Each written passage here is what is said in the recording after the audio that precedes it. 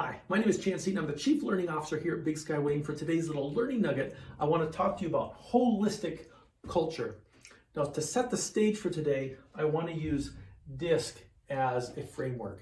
Now, DISC is a very elegant, simple tool, and we use it for developing emotional intelligence in our teams, right? Self-awareness, who am I, how am I built? Social awareness, who are you and how are you built?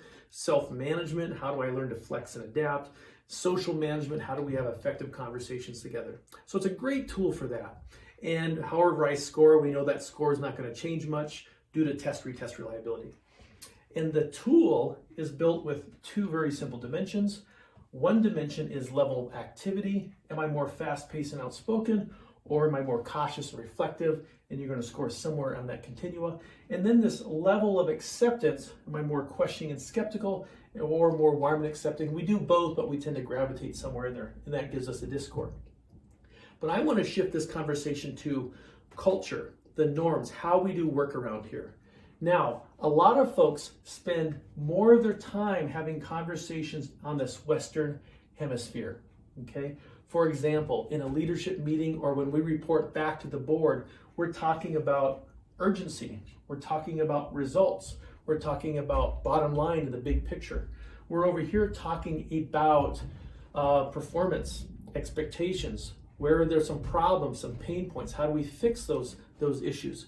We're also talking about accuracy and objectivity, consistency. So we spend a lot of time over here in that Western hemisphere, myself included. That's where a lot of my energies go. And this is what a lot of companies report to the board, etc. But to be more holistic, my argument is that we need to be shifting some of that energy over here to this Eastern hemisphere. Things like enthusiasm, encouragement, motivation, play. We need to be talking about collaboration. And when we see great work, we're recognizing people for that contribution. Better listening, more inclusiveness, being there with each other, making people's day, whether it's the customer or the employees. And here's how you know when this is starting to get adopted into a culture, is when you start to see it in key performance indicators, KPIs.